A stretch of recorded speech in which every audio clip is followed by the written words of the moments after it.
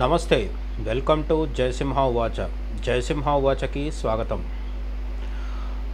బాబ్రీ మసీద్ ఈ పేరు వందల సంవత్సరాలు చరిత్రలో మార్మోగుతూ వచ్చింది. భక్తి కారణంగానో లేదంటే ఆధ్యాత్మికత కారణంగానో కాదు. బాబ్రీ మసీద్ అనేది అది నిర్మించిన రోజు నుంచి వివాదాస్పదమే. అటువంటి ఒక బాబ్రీ మసీద్ అనే వివాదాస్పద కట్టడానికి 2025 నవంబర్ 25తో చరిత్రలో శాశ్వతంగా ఒక ముగింపు అనేది లభించడం జరుగుతుంది.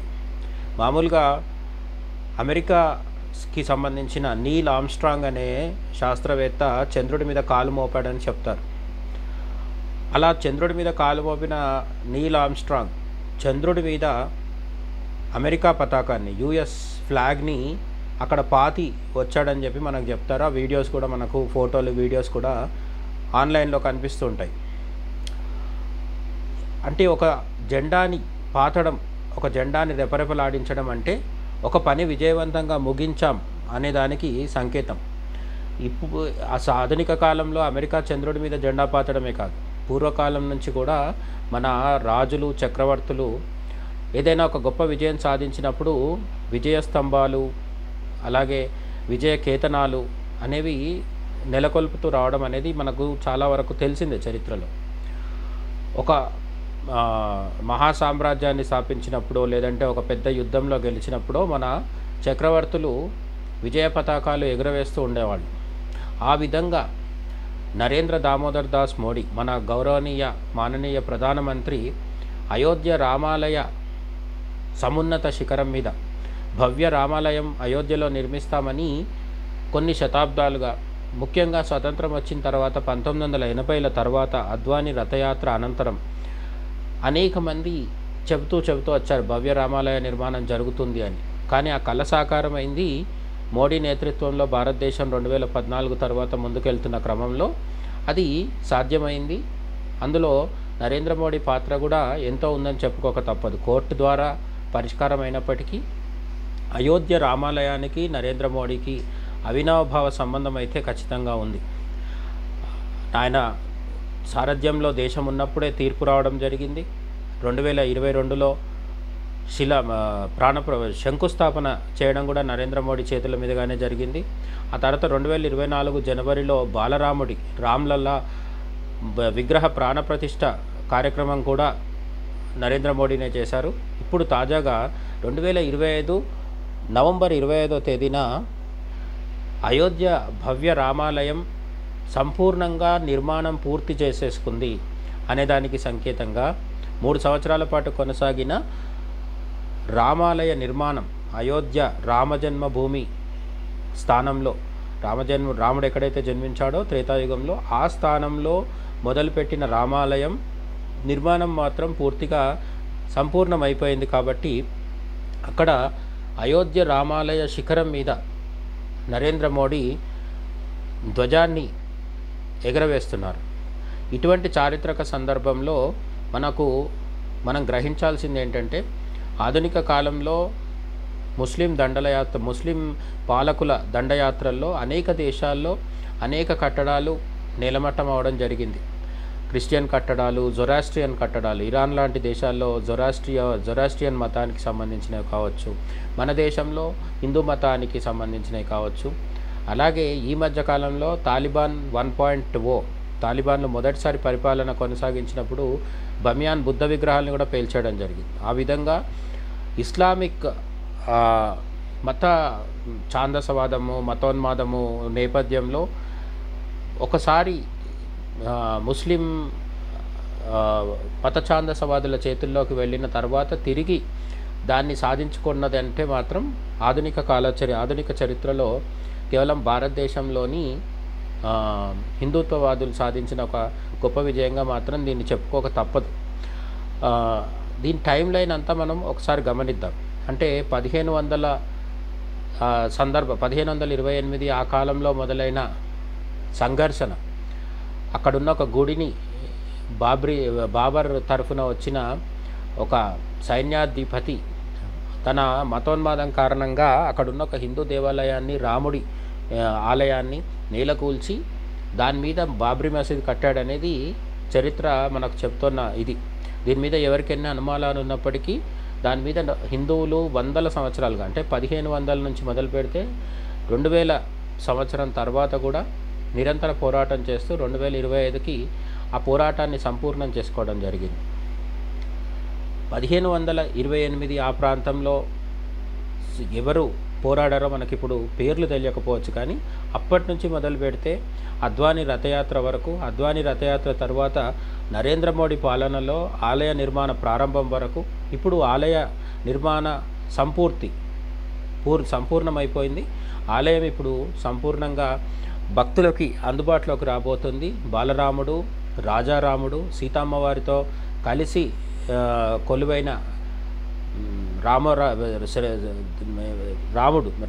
రాజు రూపంలో సింహాసనం మీద కొలువైన రాజారాముడు కూడా ఇప్పుడు మనకు భక్తులకు అందుబాటులో ఉన్నాడు. అలాగే ఉపాలయాలు ఉన్నాయి, శివుడు, అమ్మవారు, ఆంజనేయ స్వామి, ఇలా అనేక మంది ఆలయాలు, చిన్న చిన్న ఉపాలయాలు కూడా ఉన్నాయి 6 వరకు.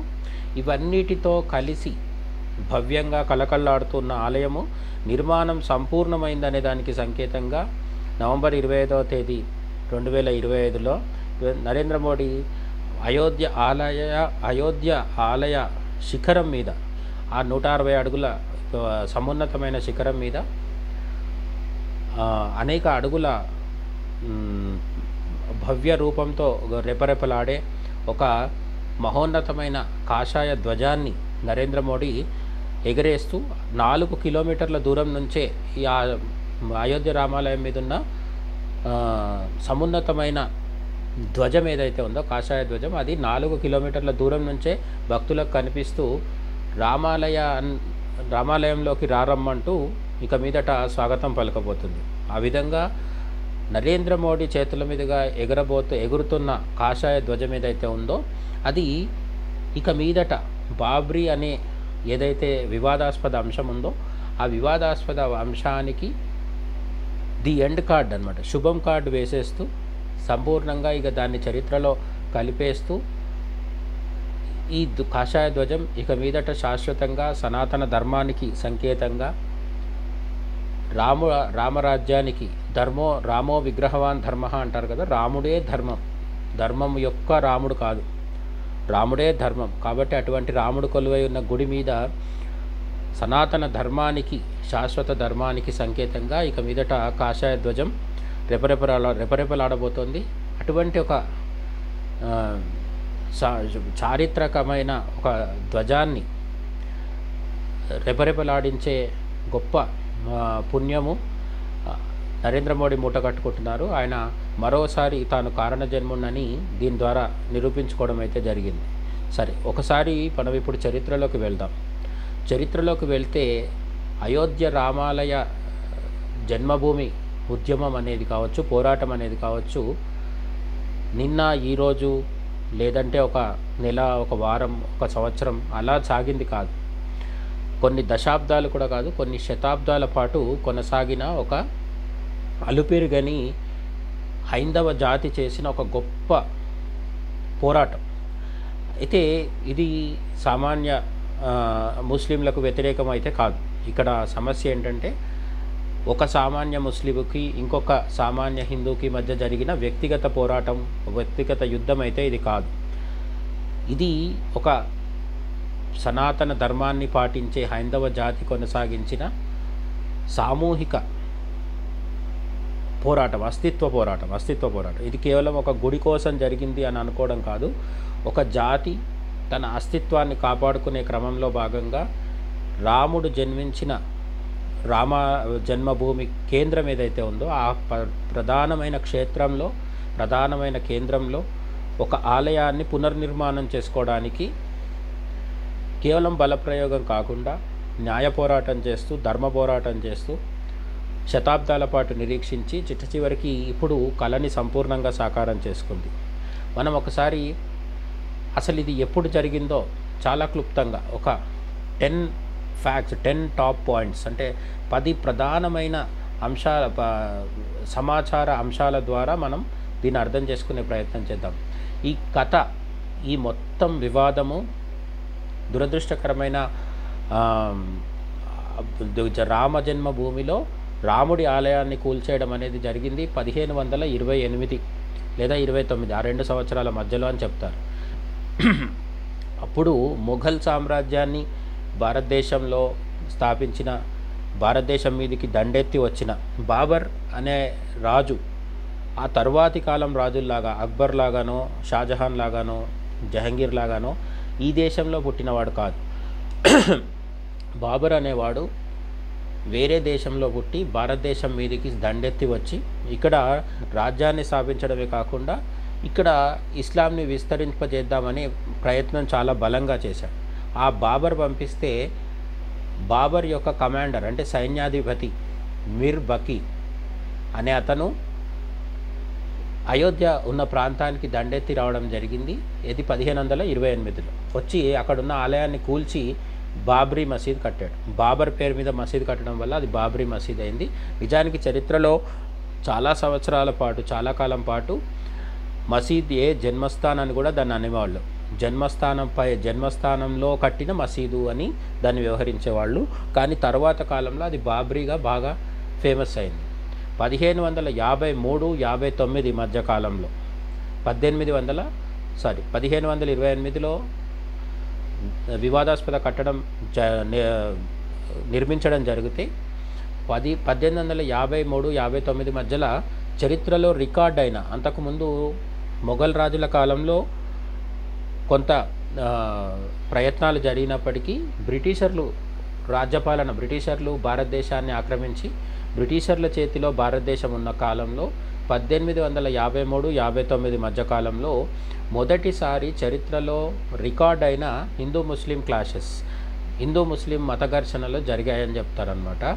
అది ఈ బాబ్రీ మసీద్ విషయంలో, బాబ్రీ అనే కట్టడం విషయంలో జరిగింది.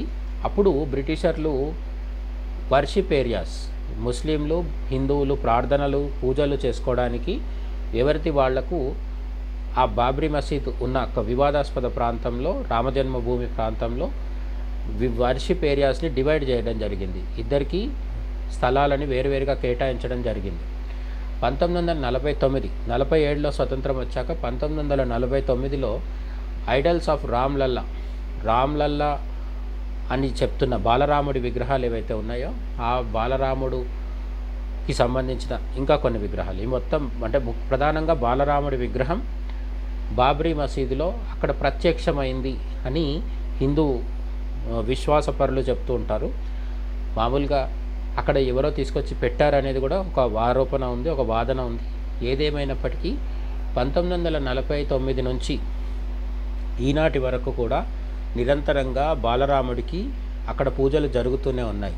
గుడి ఉన్నా లేకున్నా, టెంట్లో ఉన్నా, బాబ్రీ మసీదులో ఉన్నా, ఎలా ఉంటే అంటే ఎటువంటి కట్టడంలో ఉన్నా, ఎటువంటి ఏర్పాటు, ఎటువంటి నిర్మాణంలో ఉన్నప్పటికీ బాలరాముడి పూజలు 1949 నుంచి ఈ రోజు వరకు నిరంతరం జరుగుతూనే ఉన్నాయి. 1986లో డిస్ట్రిక్ట్ కోర్ట్ ఆర్డర్ ఒకటి ఇచ్చింది. జిల్లా కోర్టు అంటే స్థానిక జిల్లా కోర్టు, అయోధ్యకు దగ్గరలో ఉన్న స్థానిక జిల్లా కోర్టు హిందువులు పూజలు చేసుకోవచ్చు అని చెప్పి కూడా ఒక అధికారికమైన తీర్పునివ్వడం జరిగింది, పర్మిషన్ ఇవ్వడం జరిగింది. దాని ప్రకారం అప్పటి నుంచి ఒక పూజారి అక్కడుండి నిరంతరం రామసేవ చేస్తూ ప్రతిరోజు పూజలు జరగడం 1986 నుంచి అధికారికంగా కొనసాగుతున్నాయి. 1989లో విశ్వ హిందూ పరిషత్ విహెచ్పి శిలాన్యాస్ చేయడం జరిగింది. రామ్ టెంపుల్, రామ మందిరాల నిర్మాణానికి శిలాన్యాస్ అంటే ఒక రాయిని అక్కడ పెట్టి పూజలు చేసి, అంటే ఒక విధమైన శంకుస్థాపన లాంటిది, భూమి పూజ లాంటిది ఆ రోజు చేయడం జరిగింది 1989లో. అయితే ఇది బాలరాముడి విగ్రహం ఉన్న ప్రాంతం ఏదైతే ఉందో దానికి పక్కన జరిగింది పూజ, వేరే ఇంకొక కొంచెం పక్కన అదే ప్రాంతంలో, రామజన్మభూమి ప్రాంతంలోనే ఈ పూజ కూడా జరిగింది 1989లో. 1990లో అద్వానీ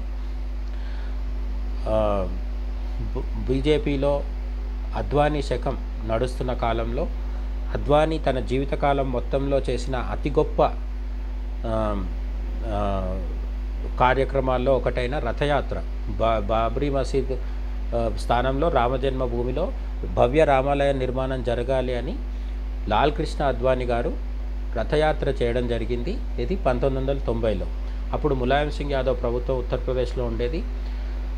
కరసేవకుల మీద విచక్షణారహితంగా కాల్పులు జరపడంతో అనేక మంది చనిపోవడం జరిగింది.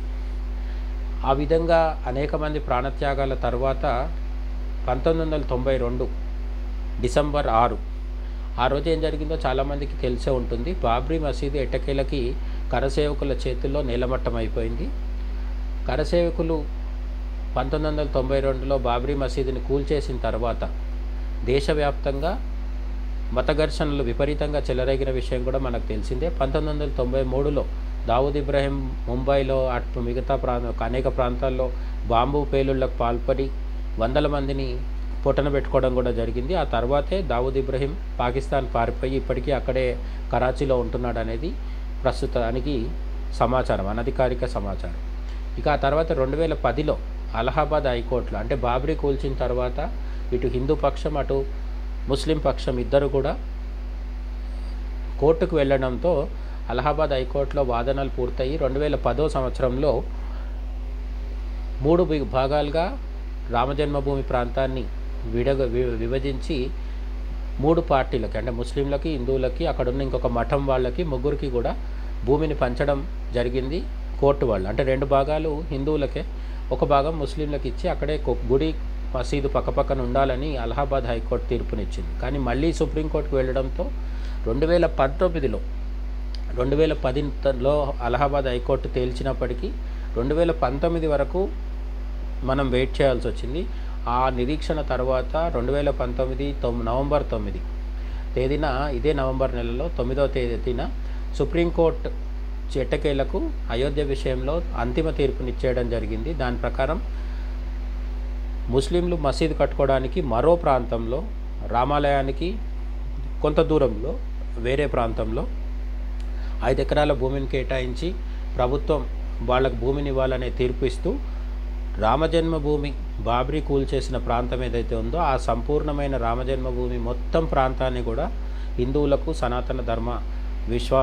సనాతన ధర్మాన్ని పాటించే హైందవులకు పూర్తిగా కేటాయిస్తూ సుప్రీంకోర్టు తీర్పునివ్వడం జరిగింది. అత్యున్నత న్యాయస్థానం తీర్పు తర్వాత రామాలయం నిర్మాణానికి మార్గం సుగమమైంది. 2019 అంటే మనకు తెలిసిందే కదా, 2014 నుంచి మోడీ శకం నడుస్తుంది. 2019లో నరేంద్ర మోడీ రెండోసారి గెలవడం జరిగింది మరింత మెజారిటీతో, 300 పైచీలకు సీట్లతో. సో 2019లో మోడీ 2.0 స్టార్ట్ అయిన తర్వాత ఆర్టికల్ 370 తీసేయడం ఎట్లయితే ఒక చారిత్రకమైన నిర్ణయమో, ఈ సుప్రీంకోర్టు ద్వారా ఈ తీర్పు సాధించి మొత్తానికి రామాలయానికి మార్గం సుగమం చేసుకోవడం అనేది కూడా ఒక తప్పకుండా చెప్పుకోవాల్సిన శతాబ్దాల పోరాటంలో ఒక పెద్ద మైలురాయి.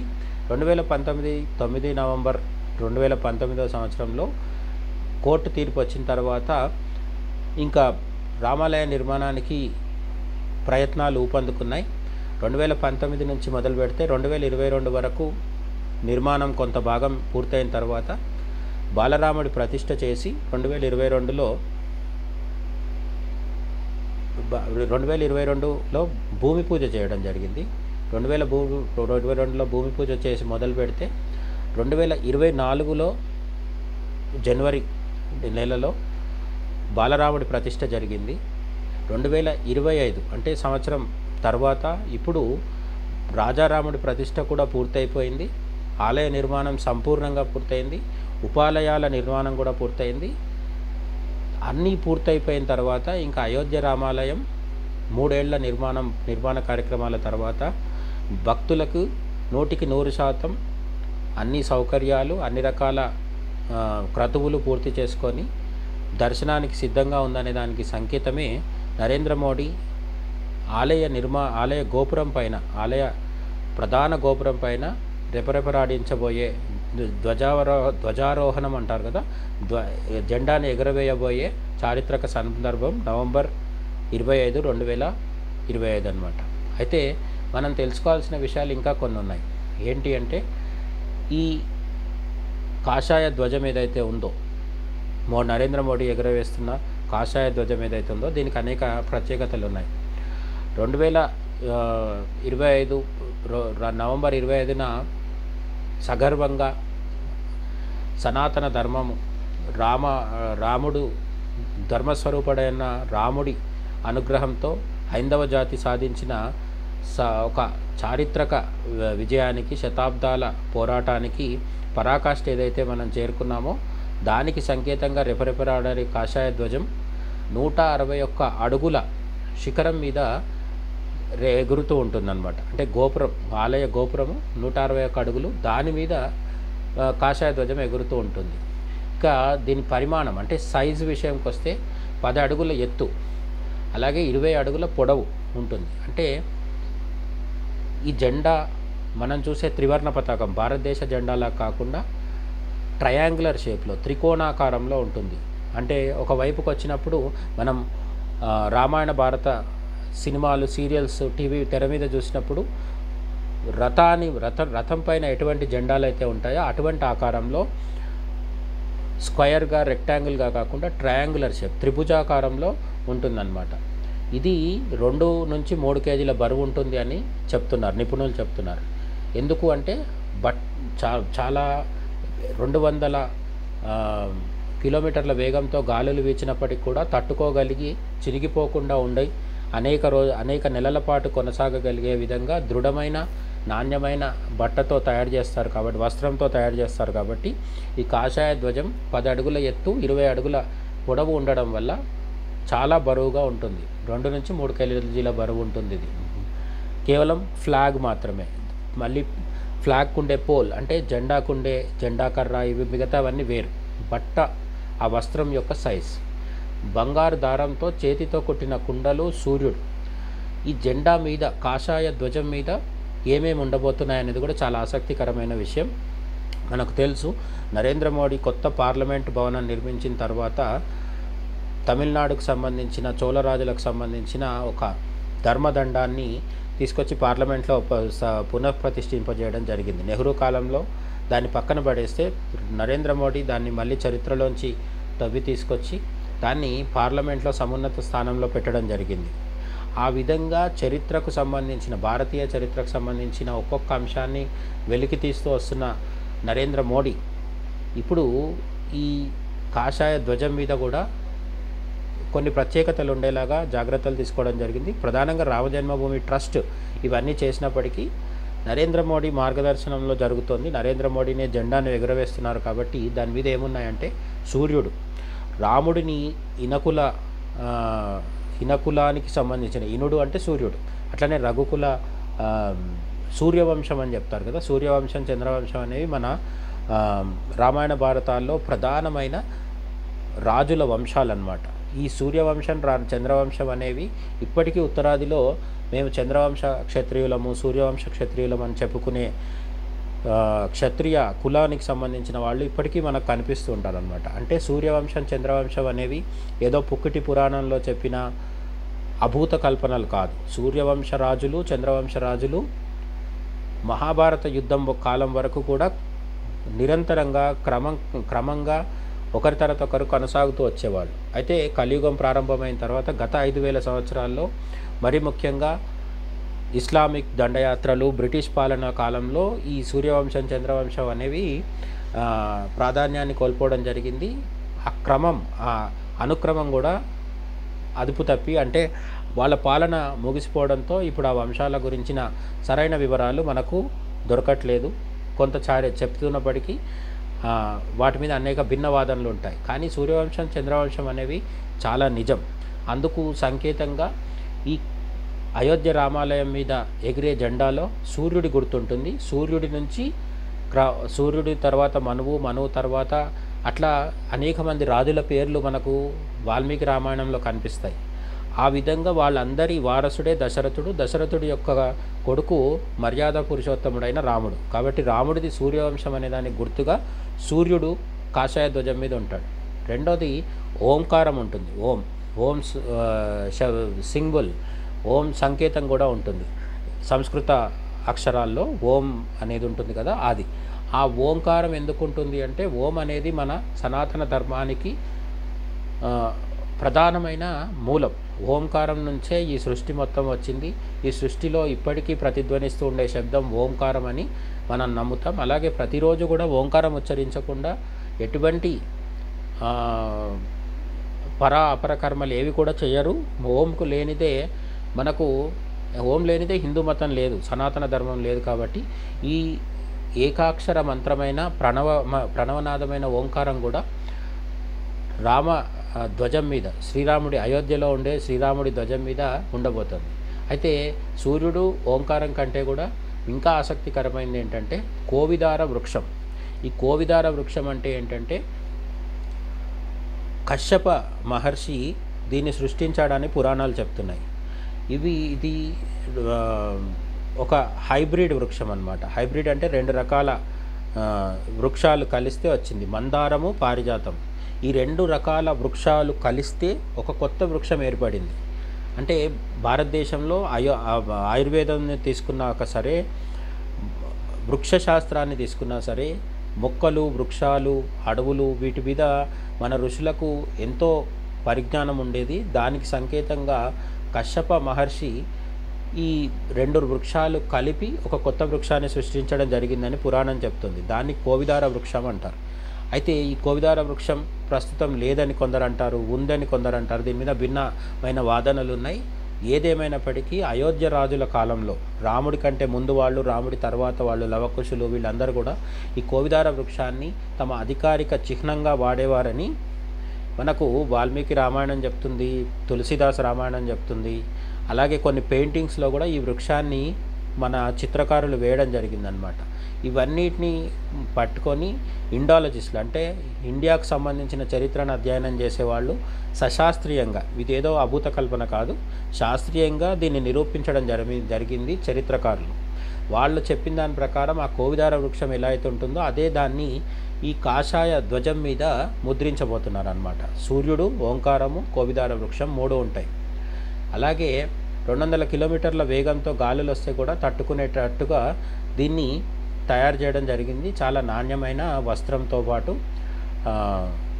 అనేక జాగ్రత్తలు తీసుకొని అంత ఎత్తున 160 అడుగుల ఎత్తున కూడా ఎటువంటి ఇబ్బంది లేకుండా రెపరెపలాడేలాగా దీన్ని తయారు చేయడం జరిగింది. ఇప్పుడు మనకి ఇప్పటికే పూరి జగన్నాథ్లో కావచ్చు, ద్వారకలో కావచ్చు, ఇటువంటి ఆలయ శిఖరాల మీద చాలా ఎత్తులో ఆకాశాన రెపరెపలాడుతూ జెండాలు కనిపించడం అనేది మనకు తెలుసు. ఇప్పుడు అయోధ్య కూడా ఆ లిస్టులో చేరబోతుంది అన్నమాట. ఇక అభిజిత్ ముహూర్తంలో అంటే 11:52 నుంచి 12:35 మధ్య అభిజిత్ ముహూర్తం అంటారు. మనం రామనవమి రోజు రామ కళ్యాణం జరిగితే కూడా సీతమ్మ మెడలో రామయ్య వారు మాంగళ్యధారణ చేసేది కూడా, మూడు ముళ్ళు వేసేది కూడా ఈ అభిజిత్ ముహూర్తంలోనే. రామ కళ్యాణం జరిగేది దీంట్లోనే అన్నమాట. అటువంటి అత్యంత శుభముహూర్తమైన అభిజిత్ ముహూర్తంలో అయోధ్య రామాలయ శిఖరం మీద ఈ జెండా జనాలందరికీ కనిపించబోతుంది అన్నమాట. అలాగే వివాహ పంచమి, మామూలుగా మనకు తెలుగు వాళ్ళకి రామ కళ్యాణం అంటే రామనవమి రోజు చేస్తారు అనుకుంటాం. కానీ వాల్మీకి రామాయణం ప్రకారం రాముల వారికి, సీతమ్మ వారికి కళ్యాణం జరిగింది చైత్రమాస నవమి నాడు కాదు, మార్గశిర శుద్ధ పంచమి రోజు జరిగింది అనేది రామాయణం చెప్తోంది. కాబట్టి ఈ మార్గశిర పంచమి రోజే దీన్ని వివాహ పంచమి అని ఉత్తరాదిలో రామ కళ్యాణాలు, సీతా కళ్యాణాలు చేస్తుంటారు, భారతదేశంలోనూ నేపాల్లో కూడా. అటువంటి వివాహ రామ కళ్యాణం, సీతా కళ్యాణం జరిగే ఒక మహా పర్వదినం రోజు ఈ జెండా ఎగురవేయడం అనేది కూడా యాదృచ్ఛికం కాదు, చాలా ఆలోచించుకొని ఈ ముహూర్తాన్ని ఎంచుకున్నారని మనం భావించాల్సి ఉంటుంది. అలాగే దీని గురించి ఈ జెండా ఎగురవేయడానికి ముందు అనేక క్రతువులు జరిపించారని కూడా మనకు వార్తల్లో తెలుస్తుంది. నవంబర్ 20 నుంచి 100 మంది వేద పండితులతో 5 రోజుల పాటు హవనాలు అంటే హోమాలు, యజ్ఞాలు ఇటువంటివి జరిపించడము, సరయూ నది నీటితో 551 కలశాలతో యాత్ర చేయడము, నగరమంతా వేదమంత్రాలు, సాంస్కృతిక కార్యక్రమాలు, 100 టన్నుల పూలు, ప్రత్యేక లైటింగ్, ఇవన్నీ కూడా అయోధ్యలో చేయబోతున్నారు. అంటే ఈ వర్ణన ఇదంతా వింటుంటే ఒకప్పుడు శ్రీరాముడికి పట్టాభిషేకం అని దశరథుడు ప్రకటించిన వెంటనే అయోధ్యని వాల్మీకి వర్ణిస్తాడు. ఏ విధంగా అయితే ముస్తాబు చేశారు అయోధ్య నగరాన్ని అని, వీధులన్నీ శుభ్రం చేసి పవిత్ర జలాలు చల్లి, రెండు వైపులా పూలమాలలు కట్టి ఈ విధంగా అయోధ్యని బాగా ముస్తాబు చేశారంట. తర్వాత రామపట్టాభిషేకం క్యాన్సిల్ అయిన తర్వాత ఆయన 14 ఏళ్ళు రామపట్టాభిషేకం అవ్వదు, 14 ఏళ్ళు అడవికి వెళ్తాడు. తిరిగి వచ్చినప్పుడు కూడా మళ్ళీ అయోధ్యను అందంగా సుందరంగా ముస్తాబు చేసి రాముడికి స్వాగతం పలుకుతారు. దాదాపు అటువంటి వాల్మీకి వర్ణించిన ఒక అద్భుతమైన సన్నివేశం ఇప్పుడు పునరావృత్తి జరగబోతోంది. అయోధ్య మళ్ళీ ఒకసారి మహోన్నతంగా సుందరంగా తనను తాను అలంకరించుకొని రాముల వారి ధ్వజం గాల్లో రెపరెపలాడుతుంటే పరవశించిపోబోతుందన్నమాట. అయితే ఈ మధ్యకాలంలో ఢిల్లీలో బాంబు పేలుడుతో మొదలుపెట్టి అయోధ్య రామాలయం అనేది ఈ ఉగ్రవాదులు ఎవరైతే ఉన్నారో వీళ్లకు ప్రధానమైన టార్గెట్, వాళ్లకు ఈ జిహాదీ ఉగ్రవాదుల ప్రధానమైన టార్గెట్ కాబట్టి చాలా జాగ్రత్తలు తీసుకుంటున్నారని కూడా మనకు చెప్తున్నారనమాట. 6,970 మంది సిబ్బందితో ఏటీఎస్ కమాండోలు, ఎన్ఎస్జీకి సంబంధించిన ఫైటర్స్, అలాగే సైబర్ నిపుణులు, ఎక్స్రే స్కానర్లను పెట్టుకొని సీసీటీవీ ఫుటేజ్ల ద్వారా పూర్తిగా నరేంద్ర మోడీ లాంటి వివిఐపి అక్కడ ఉండడంతో పాటు ఇంకా చాలా high profile celebrities, VVIPs, politicians వీళ్ళందరూ ఉంటారు కాబట్టి భద్రత విషయంలో అత్యంత జాగ్రత్తలు తీసుకోవడం అయితే జరుగుతుందన్నమాట. ఇక దీన్ని రెండవ ప్రాణప్రతిష్ఠ అని కూడా చాలామంది వ్యవహరిస్తున్నారు. ఎందుకంటే ఒకటి బాలరాముడి ప్రాణప్రతిష్ఠ అయితే రెండోది ఈ ధ్వజారోహణం అని చెప్తున్నారు అనమాట. ఎందుకంటే ఈ ధ్వజారోహణం ద్వారా మనం కేవలం అయోధ్యలో ఈ జెండా 4 కిలోమీటర్ల వరకు కనిపిస్తుంది అని చెప్పుకున్నాం కదా, ఆ 4 కిలోమీటర్ల మేర కాదు, పోనీ అంటే ఉత్తరప్రదేశ్ కాదు, పోనీ అంటే ఉత్తర భారతదేశం కాదు, అలాగని సంపూర్ణ భారతదేశం కూడా కాదు. రామాయణం అంటే రాముడు అంటే తెలియని వాళ్ళు ప్రపంచంలో ఎవరున్నారు. ముఖ్యంగా థాయిలాండ్, కాంబోడియా, కొరియా ఇటువంటి దేశాల్లో కూడా రామాయణం అనేది చాలా విస్తృతంగా ప్రచారంలో ఉంది. వాళ్ళందరికీ కూడా రాముడు తెలుసు. ఇక ఈ మధ్యకాలంలో హిందువులు ఎక్కడికి వెళ్ళినా కూడా అక్కడంతా కూడా రాముడి గురించి తెలియని వాళ్ళు ఎవరు లేరు. ఆ విధంగా యూరోప్, అమెరికా, ఆస్ట్రేలియా మీకు ఎక్కడ పోయినా సరే రాముడి ప్రస్తావన, రాముడి చర్చ, రాముడి గురించిన వార్తలు ఇవేవి లేకుండా ఇప్పుడు ప్రపంచం లేదు. కాబట్టి రాముడు విశ్వమంతా వ్యాపించిన విశ్వదాభిరాముడు అయిపోయాడు. కాబట్టి ఈ రామాలయ ధ్వజం అనేది భవ్య రామాలయం 1528 నుంచి ఒక జాతి చేస్తున్న అస్తిత్వ పోరాటానికి సంకేతంగా ఇక మీదట రెపరెపలాడబోతూ ఉంటుంది.